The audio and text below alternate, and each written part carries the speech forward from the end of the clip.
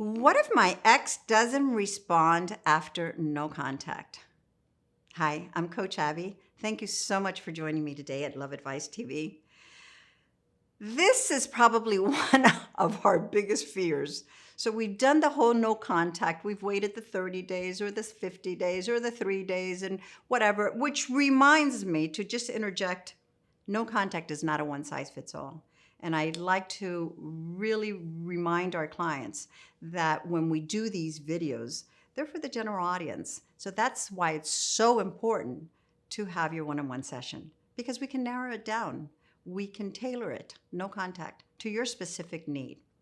So what if my ex doesn't respond after no contact? It's okay. They're not ready to talk. It's as simple as that. I mean, figure it out. Supposedly you're very busy. You're doing something. Someone is insisting on talking with you. You're not ready. What happens?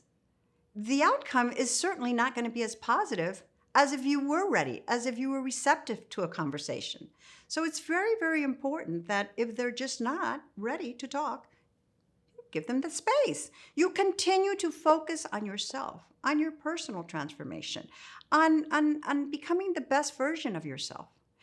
You know, I always look at this whole no contact with very closely, because one of the greatest things that no contact has, besides the point that we give them the space, that it diffuses the anger, it allows us to, to work on ourselves, to convey that we're in a good place, all the amazing things that it's designed for.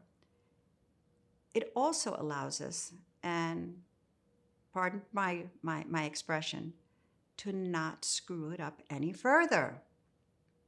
What happens is when we are intent on reaching out, when we just feel that it has to be because I feel it's time, we're fueled by emotions. We go right back to where we left off.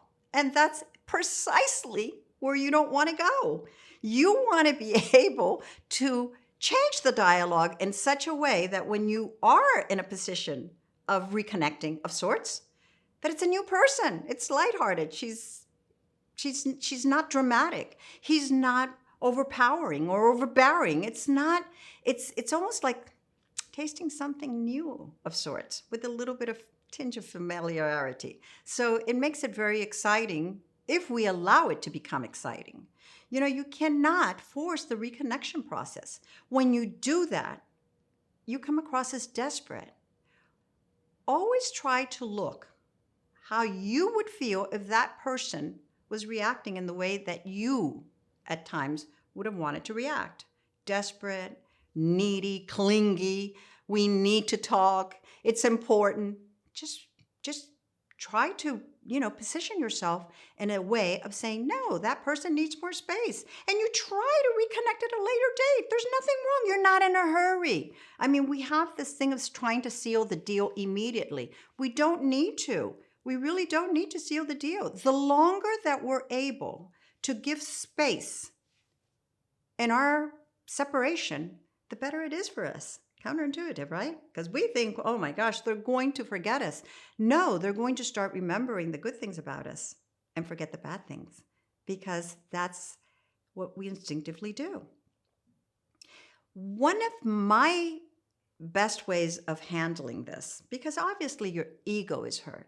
You feel your self-confidence against plummets. Oh my gosh, I've let him, gave them their space, and I guess they haven't missed me at all. And all these, hypotheticals that we have in our thought process.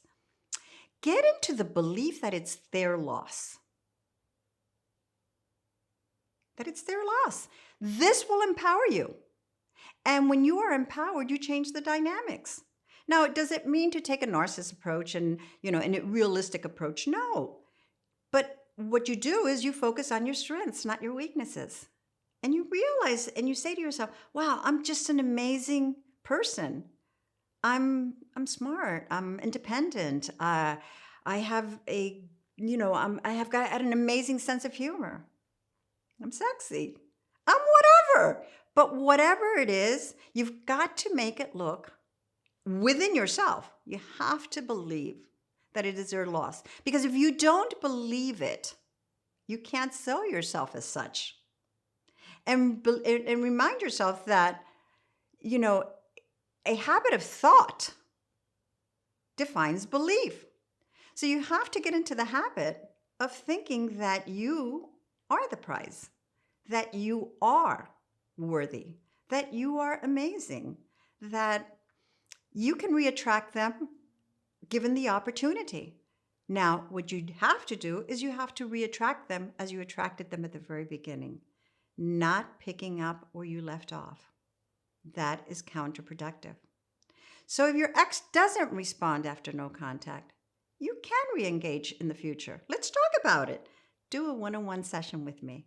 We can work out together a timeline of sorts on how we should approach and the subject matter and how to do it, and keeping it light and lighthearted and simple, and create a question at the end of our text that it usually triggers an answer. So there's a couple of little things that we can do together so that we can hopefully at some point establish consistent dialogue. And that's the goal, so that it starts building into being able to see each other again. Please don't forget to subscribe to our channel. It's all about you. It's done simply and only for you. We have so many topics that we address, and I'm sure that if you search in the little search bar and put whatever it is that you are facing at this moment, one of us has addressed it already. So please don't forget to put your comments in the section below. I will try to answer each and every one of them in a timely fashion. Until next time, I'm Coach Abby.